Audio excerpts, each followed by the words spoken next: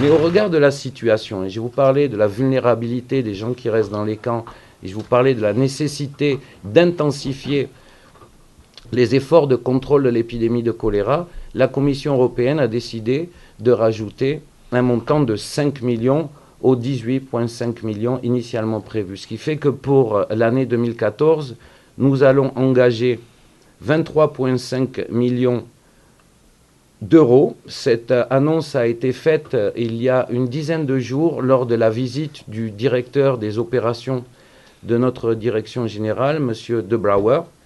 Et je pense que ces 23 millions devraient apporter une contribution significative aux efforts de soutien des déplacés et de contrôle de l'épidémie de choléra, mais aussi aux efforts visant à renforcer la résilience des populations les plus vulnérables en Haïti, que ce soit en milieu rural ou en milieu urbain. Merci.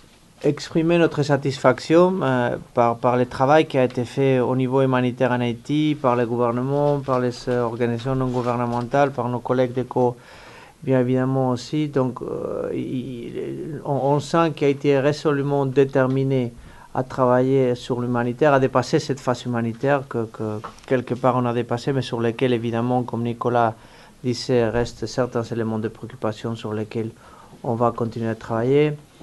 Justement, on dépasse cette phase et on se penche plutôt sur la question résilience.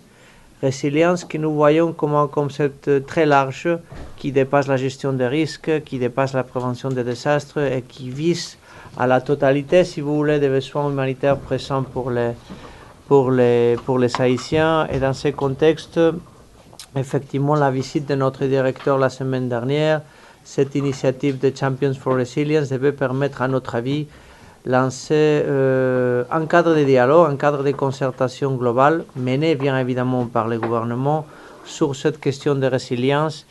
Et je crois qu'il y a une forte volonté au plus haut niveau du Premier ministre Laurent Lamont, qui est lui-même un champion de la résilience pour que cette initiative prenne place. Dans les jours qui viennent, nous aurons la visite de notre directeur général pour la coopération, M. Frutuoso de Melo, pendant lesquels nous allons signer des conventions importantes d'appui budgétaire, pendant lesquelles évidemment on va réitérer notre engagement avec Haïti.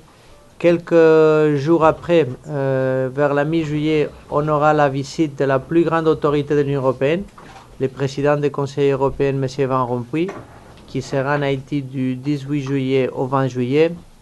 Visite, j'insiste une fois de plus, qui témoigne de l'intérêt et de l'engagement de l'Union européenne vers Haïti.